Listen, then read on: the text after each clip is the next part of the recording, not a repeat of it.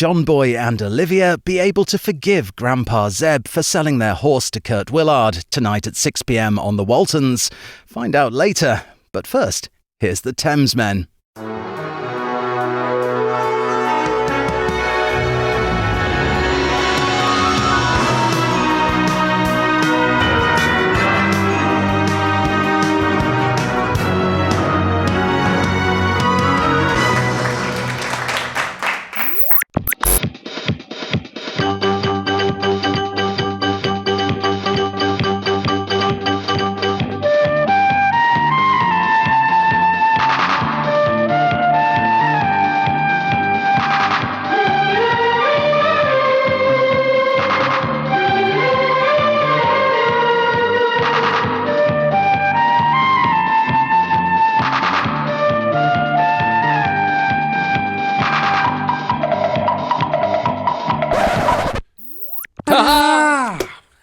Hello. How are you? Well, funny you should ask. I haven't seen you for at least 5 minutes, probably, have I? So I'm good, though. Still good. Thank you. We're still friends, ladies and gentlemen. After 700 videos, we're still friends. Actually, by the way, I'm Alex. I'm in Colorado. I'm George. I'm in Los Angeles. And we are the Thamesmen. We are the community centre of low budget, high value. Or was it the other way around? Something like that. Yeah. Close enough. Anyway, they know it by now. We're such good friends. I'm actually going to see you in 2 weeks, is it? 3 weeks? I tell you, end of October. I have won the lottery because Alex was the one who went and got some Gilmour tickets, and he hasn't got a date, and I'm his date, and I'm going to go, and we're going to go and see David Gilmour, and I am freaking excited. I'm excited. Have you ever seen him live? I've never seen him live. Neither have I. No. Neither. So, and I actually think this has to be the last hurrah, for David Gilmour. You think so? Okay. Well, right. it must be exhausting. My dad, who's a musician, is coming off the road in Germany in November. That's it. He's retiring. He just doesn't want to do it. Yeah, he's finishing the German tour. He's off the road. He's never been off the road in all my life, and it's just absolutely exhausting. So and he's kind of a same age as Gilmour. So Gilmour can't do this too much longer. He's got to be able to retire. Yeah, no, he can do it for pure pleasure. I'm sure he doesn't need to do it for any other reason. It's not like he's got to pay his mortgage or anything. I imagine, I think he's probably in good shape nowadays. If he isn't, he's a crap saver. He's got bad financial advice or a shit manager. One or the other. But I think he'll be all right. I can't wait to see him. And also the album that came out, which was Luck and Strange, absolutely. Yeah. Absolutely, there's about 3 or 4 tracks on there which are brilliant. Gilmour is best, and this, I would say, this track is probably the epic track off the album. Which track is this one? It's called Scattered. I'll read the notes. Right, I wrote a few notes for you. So it comes from the classic Gilmour. So David Gilmour's track Scattered from his 24 album Luck and Strange reflects his signature guitar style whilst incorporating new elements and deep themes. Co-written with Polly Simpson. She's been in Pink Floyd longer than Roger Waters.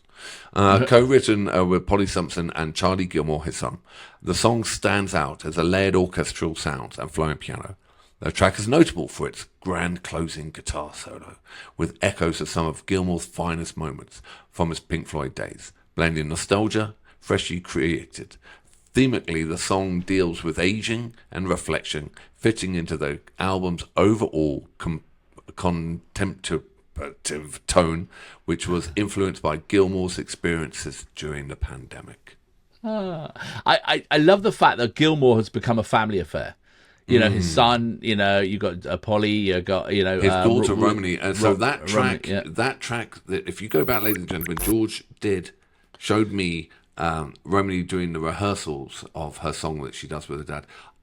That has been on repeat for about 2 weeks for me, watching that. That's fantastic, hasn't it? Absolutely fantastic. And so I love the fact that it's become, and maybe that's a reason to do it, is because it's a family affair.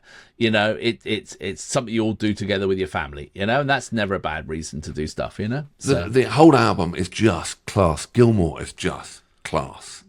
Yeah, and and this album, I really do think it's his best solo album. But this is a studio version. Obviously, we haven't got it live. We'll see it live. I know. I've seen the playlist for what they're doing live. I can't wait. It's got all the classics, and it's got. And we're going to the Hollywood Bowl, aren't we? Which We is are. just an amazing venue, and you know, we better go and hit Hollywood afterwards. You know, I know. Well, we'll do some. We'll get some footage for Thamesmen, and so we'll post it. Yeah, absolutely. Maybe. Yeah, maybe. Yeah. We'll edit it first. I Yeah. think, probably just in case. You know? I think the fatal words were full gummy. Well, I don't know about that. Yeah. All right. Are you ready? So this is Scattered studio version. Are you ready? Count me in. Yeah, I'm ready. Count me in. 3, 2, 1, boom.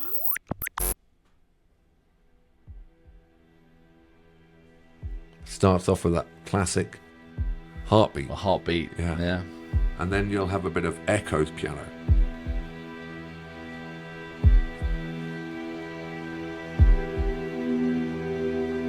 Take my arm and walk with me once more down this dusty old path. The sunset cuts the hill in half. Our shadows stretch back to touch the night. The light's fading, you say, but these darkening days flow like honey.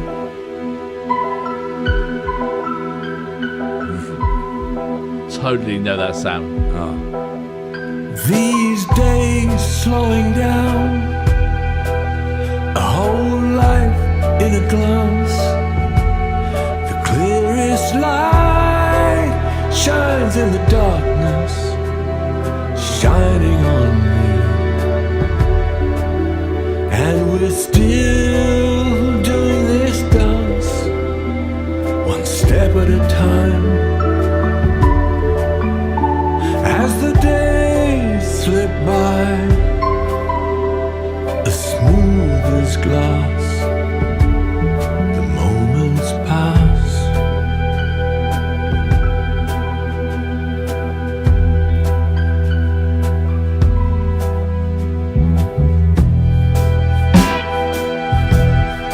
And all these precious things you gave, I've been holding in my hands, these grains of sand. A man stands in a river, pushes against the stream. Time is a tide that disobeys, it disobeys me.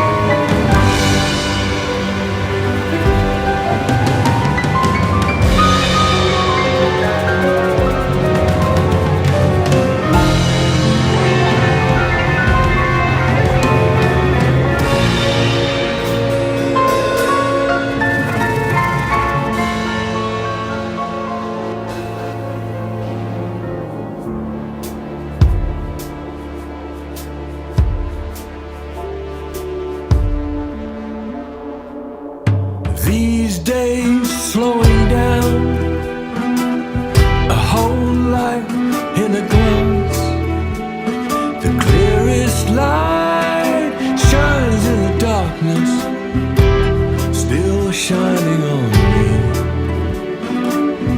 And we're still doing this dance, the moon, the stars. As the days slip by,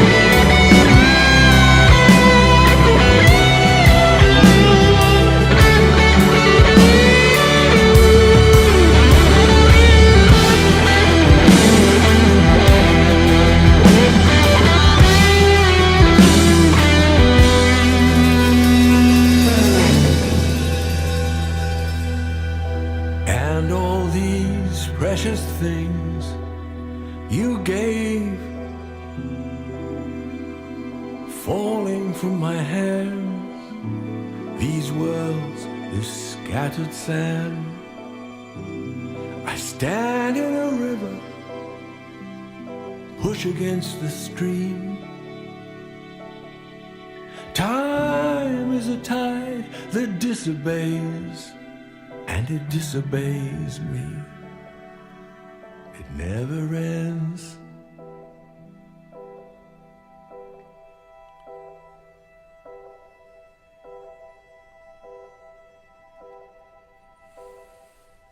Oh my God, it's just so classic Gilmour, isn't it? It is absolutely classic Gilmour, that. Wow. I like that a lot. That's proper.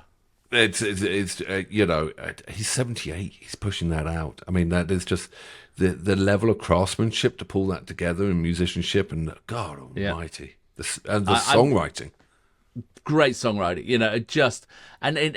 He still sounds like Gilmour, you know, which sounds stupid, really. But you know, he hasn't lost his voice. He hasn't lost his depth to his tone. He hasn't, you know, and you know, he knows. You know, like the keyboard sounds, the heartbeat, the full cycle, starting with a heartbeat and ending with a sort of piano heartbeat kind of thing. Yeah. You know, and he knows what people like. He knows what we want to hear. And that was magic. That was a magical track. He's been there all our life, Pink Floyd and Gilmour. He's been there every step of the way. And here we are, you know, in our youth still.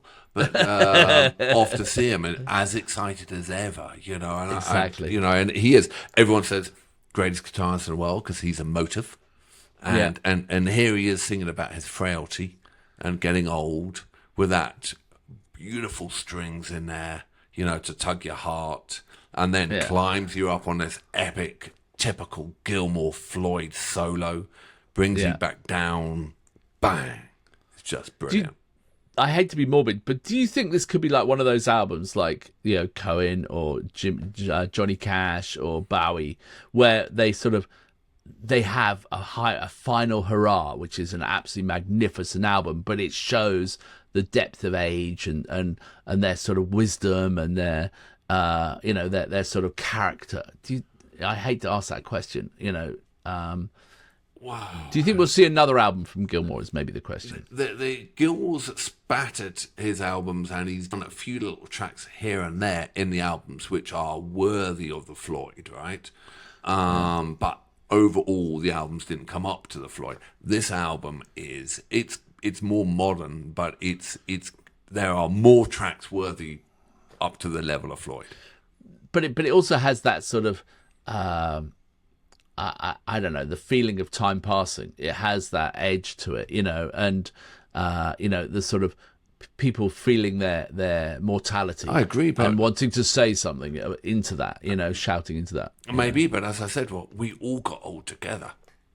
Yeah, we all got old together. We're no young spring chickens. We've lost friends, and you know, and we've all got together. Maybe we are all at this point now where we're resonating with his lyrics about the tide and King Canute and time, and it's slipping through his hands. And I think maybe, you know, why this album is so fantastic. He's just tackling what we all feel now. Life, exactly, and be brave enough to talk about it and things like that. Yeah. Wow, good choice, sir. I like that a lot. And to see that live in the Hollywood Bowl under the stars. I know. Ooh, it's going to be good. Be crazy. Well, ladies and gentlemen, I hope you enjoyed that. I think that is the a key track off the album. It's probably got the most depth, if you know what I mean. Right. Cool. Well, mate, that's awesome. I'll see you down in LA. Maybe we won't bring the Thames people with us, because we might be hey nonny nonny with all the little children. The dwarfs, yeah. No, the little people. All right, ladies and gentlemen, I'll see you on the flip side. It sounded terrible. I'm sorry. You can't say we're going to be hey nonny nonny with the little children. That's not good. That's not. You mean the little wizards? The little wizards. The little wizards. Hey, the little wizards. With all the little wizards. Yeah, wizards. The little wizards. That's much better. You can't fucking go wrong with wizards, can you?